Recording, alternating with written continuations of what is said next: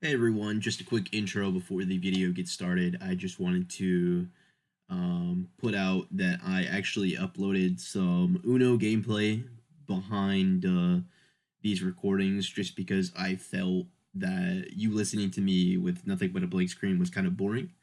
So hopefully you enjoy the Uno in the background. If not, hopefully you enjoy the stories that I have created.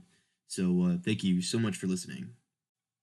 It only takes a moment to reminisce some of my most treasured memories while working at my first job, Little Caesars.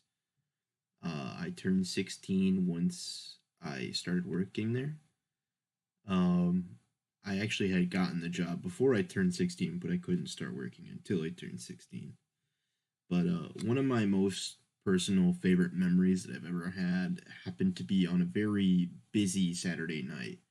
A customer walks in and he wanted a Greek salad. I ring him out, I check him out and everything, and I go to go underneath the counter where the salad dressings are, and unfortunately, we only have one packet left of Greek dressing. And I was like, "Hey, sorry, just to let you know that we only have one packet of Greek dressing left. Is there anything else that you want?" And apparently he did not like that whatsoever because he started yelling at me and my coworkers as well. He basically told me and my other coworker that I was working with at the time that we were never going to go anywhere in our life and that we were going to live our lives as failures. Yeah, gotta love food service. Listen up. This is a story about how my dad disowned me on Thanksgiving. It was after Thanksgiving dinner when my family and I sat down to play our yearly game of euchre. For anyone who doesn't know what euchre is, it's just basically a card game. It's a very northern card game, so that's probably why you haven't heard of it. Anyways, all was going well until my dad made a absolutely terrible play, and I called him out on it. And I will admit, we're all slightly intoxicated, so his reactions were definitely a little over exaggerated, but he definitely did not like me calling him out on his really bad play. So he basically told me and my two sisters to screw off and that we weren't his kids anymore. He continued to yell at us a little bit more and eventually went to bed. Funny enough, we woke up the next morning and he didn't remember a single bit of it. So it was just kind of funny. A long, long time ago, everyone always had brown eyes. Didn't matter who you were, what race you were, or what language you spoke, you always had brown eyes. But apparently, two men named Jim and Kevin were supposedly abducted by aliens. While in space, the aliens were curious as to why they only ever had brown eyes. They asked Kevin, "Why do you have brown color eyes?" And Kevin calmly responded with, "Well, doesn't everybody?" After some more detailed questions, Kevin and Jim were offered a gift.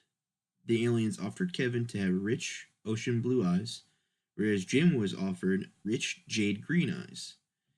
Jim and Kevin loved the idea of being different, so obviously they agreed. Eventually, Kevin and Jim were old enough to have kids, and their kids also had blue and green eyes.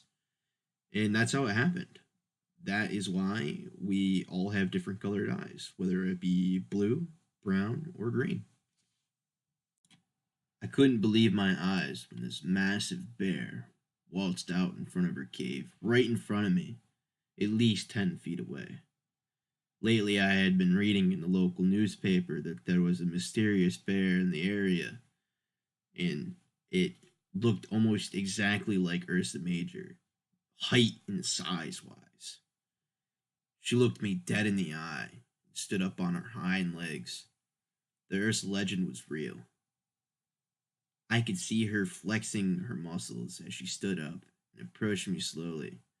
I chose the wrong day to go hunting. I opened my bag full of berries that I used for bait and tossed it to her. Thankfully, she took the bait, and I began to creep away slowly. Thankfully, I got away safe, but I still can't fathom that the stories I've been reading about in the newspaper are in fact real, and she almost looked exactly like the star constellation Ursa Major. The time I moved away from my mom was probably the best and the worst thing that has ever happened to me. It happened on August 19th, 2016, the year I graduated. I was fresh out of high school. I had just turned 18 because my birthday was in July. I had recently quit my job at Little Caesars after 2 years of working there. And I was moving to Charlotte, North Carolina to live with my aunt and go to school.